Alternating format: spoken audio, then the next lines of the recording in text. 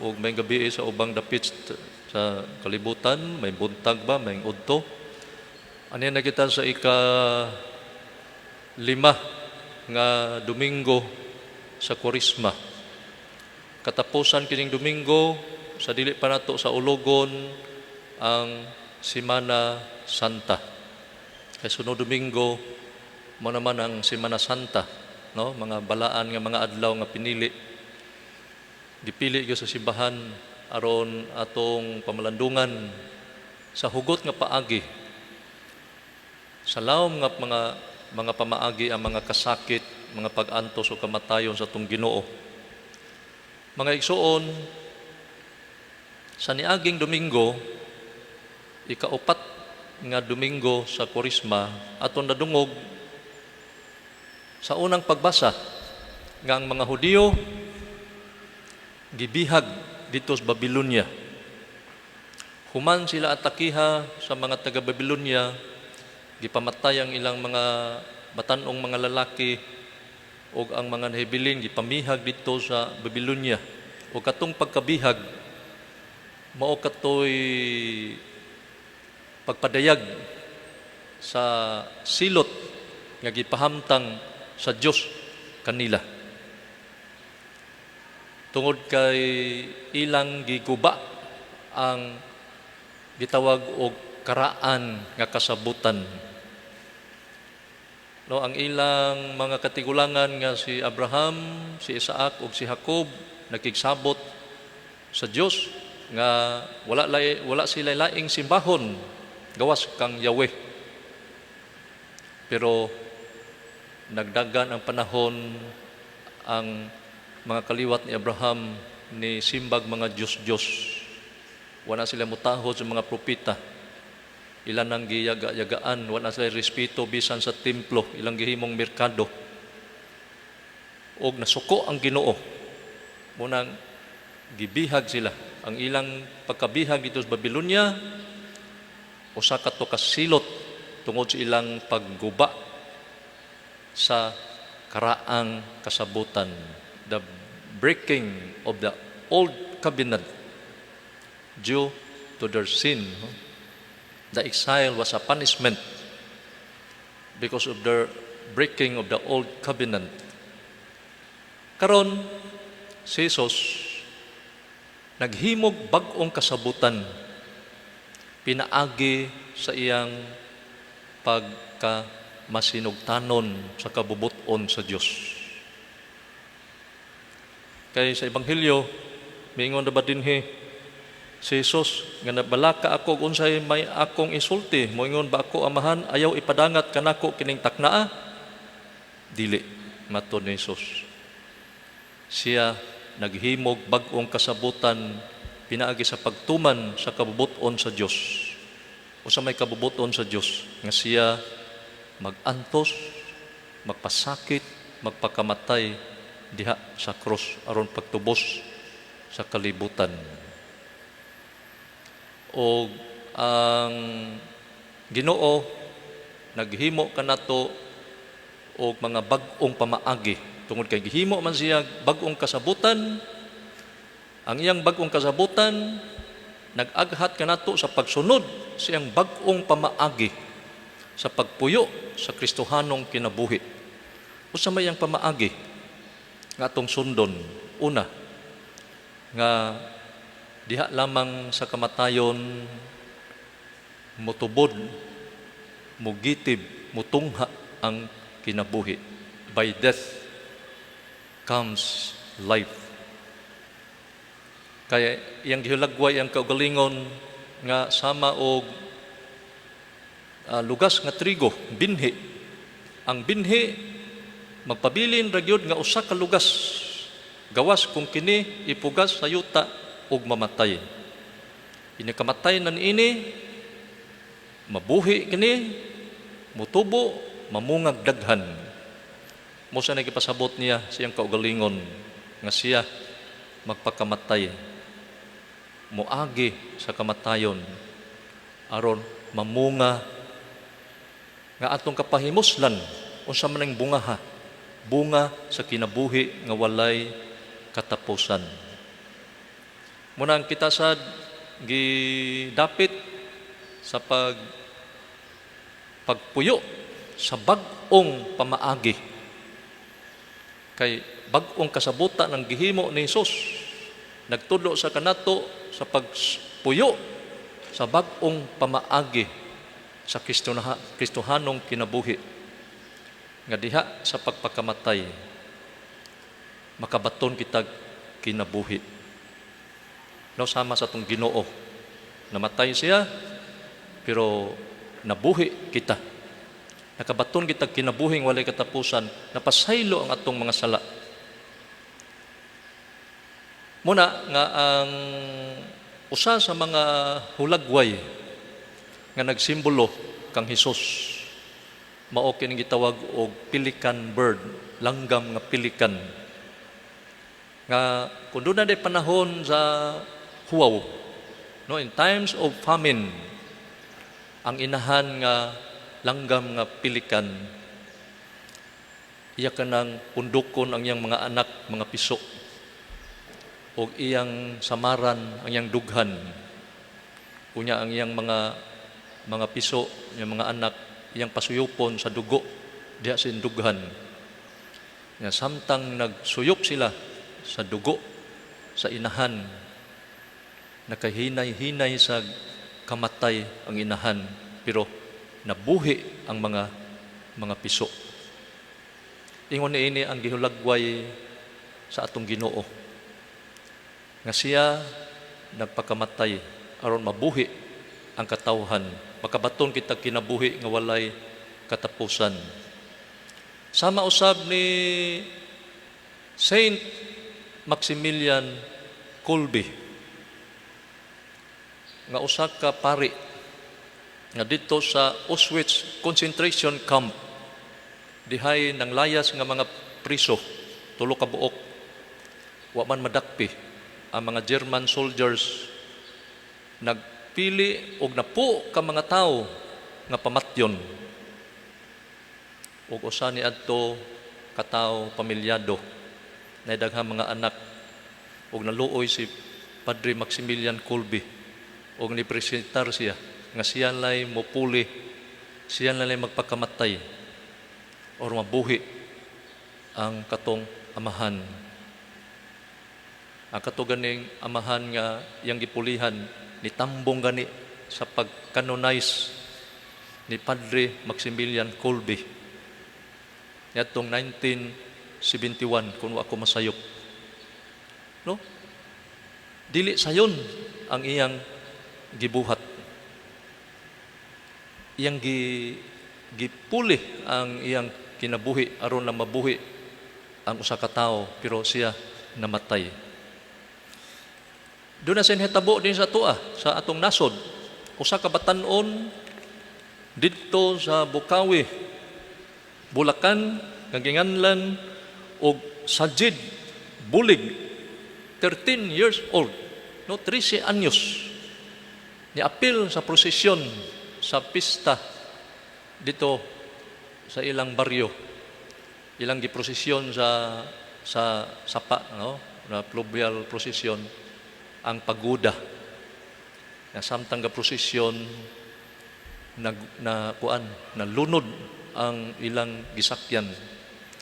Unya daghang kay nangamatay, ni abot og 263 ang nangamatay, mga tao, mga babae, mga tiguang, no? Unya usa ni adtong nakasakay si Sajid Bulig, iyang giluwas tagsa-tagsa ang mga bata. Liwas niya iyang gilangoy dito padong baybay sa sunod sa duha hangtod pagka 5 or 6 ba ka mga bata ayang giluwas, naigo siya, no, ayang namatay siya. Nakabuhi siya og mga bata, naluwas niya ang mga kabataan, pipila ka mga kabataan, pero namatay sa siya. Ingon ini ang gipasabot sa Ginoo nga ang usa ka lugas trigo magpabilin nga usa ka lugas gawas kung kini ipuga sa yuta og mamatay. Kung kini mamatay, mamunga kinigdaghan. Ang magmahal sa iyang kaugalingong kinabuhi, mawad-an hinuon ni ini. Si San Pedro kalungsod, atong kaugalingon Bisaya nga santos, nga didto mikuyog sa misyon sa mga misyonaryo no dito sa Guam. Kuyog siya ni Padre Luis San Vitores ug sa mga misyonero. Iyang giula ang iyang dugo aron mabuhi ang pagtuo nga Kristyanismo dito sa Guam. Si San Lorenzo Ruiz di Manila, ang unang Pilipino nga martir, iya pong giula ang iyang dugo tungod aron mabuhi ang Kristyanismo. Nining 500 ka tuig sa atong ka-Kristiyano, daghan ang misunod kang Kristo. Kita mga bunga sa kamatayon ni Jesus. Kita ang mga bunga sa mga pag-antos, mga kasakit ni Jesus. Ang mga dugo sa mga martir maoy nahimong binhi sa Kristyanismo. Matod pas panutihon, the blood of martyrs has become the seed of Christianity. Nga ang paagi sa Ginoo nga dili kita mahinugon sa paghalad sa atong kinabuhi para sa uban, para kang Hesus. We should risk our life. We should give up our life for others. Nga dili kita magpuyo nga kita-kita ra. Di ta magpuyo nga wala tay panumbaling sa atong mga silingan, kundili magpuyo kita og kinabuhi para sa uban. Nga mualagad, muhalad sa atong kinabuhi para sa uban. Labi na rong panahon sa pandemya.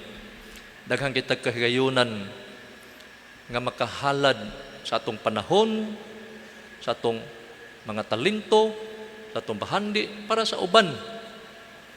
Kay ang magmahal sa iyang kaugalingong kinabuhi, mawad-an hinuon ni ini. Katubitang mga tao nga dili magpahilabot, dili manggilabot, dili muduol og dunay mga patay, og dunay silingan nga masakiton, dili mo tabang, og magkaon, dili mangagda, og magpista, siya-siyara, mag-birthday, manira, kunya, magpuyo bitag kinabuhi nga siyara, ini kamatay, siyara sad. No? Bati kang kinabuhi kung ang tao magpuyo nga siya-siyara. Ini kamatay ni mga tawhana. No? Kanabitang mga tao nga ang ilarang kaugalingon mo gisiguro. Ini kamatay ni mga tawhana, maingong yung mga silingan, mayra.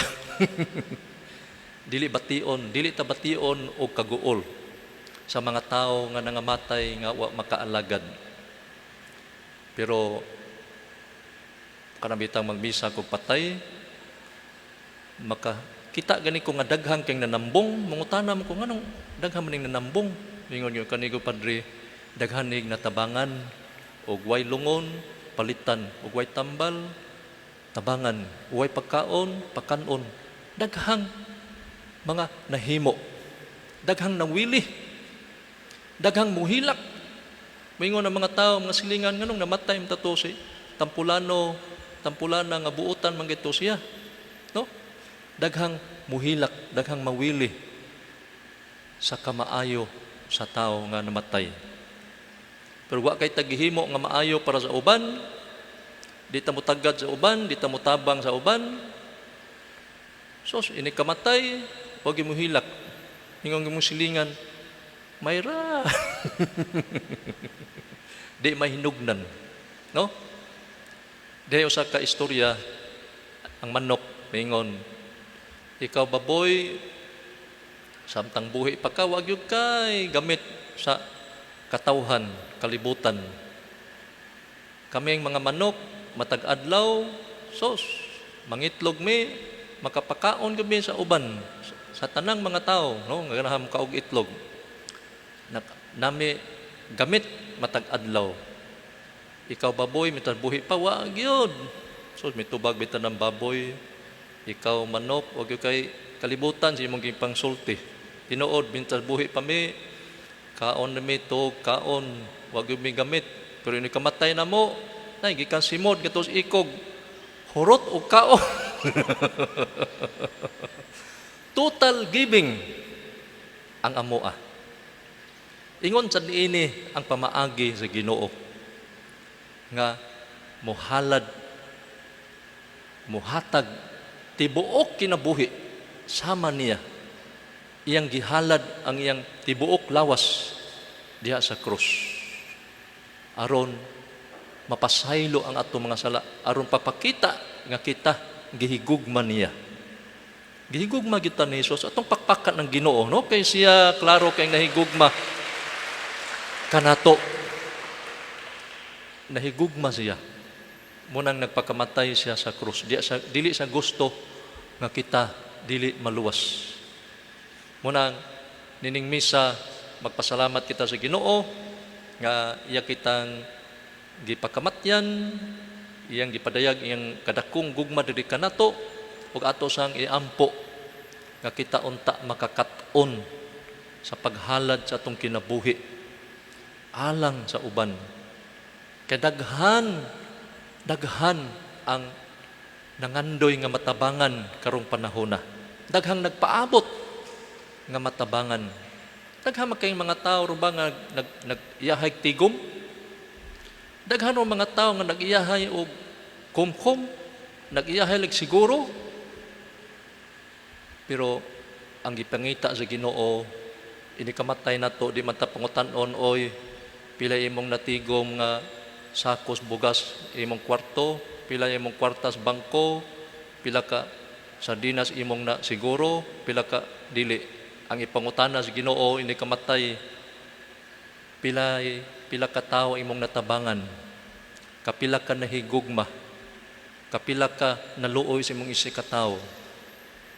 Di ta pangutan-on og sa gidaghanon sa atong kwarta, o sa gidakon sa atong uma. Dili ta pangutan-on. Kining mga tao nga ang ilang kaugalingon dagi siguro mutaas ilang kinabuhi, pero dili sila makatilaw sa katamis, sa kalami sa kinabuhi diha sa gugma. Because the greatest treasure of man is love.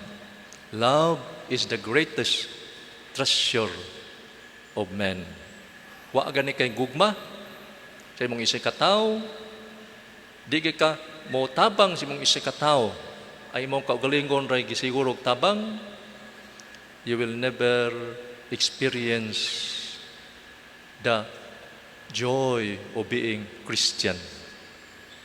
Mo ni hagit sa Ginoo ang magmahal sa iyang kaugalingong kinabuhi, mawad-an hinuon niini. Apan ang dili mahinugon sa iyang kinabuhi ning kalibutana, magapatunhay niini alang sa kinabuhing walay katapusan. Manindog kitang tanan, magampo kita ngadto sa Ginoo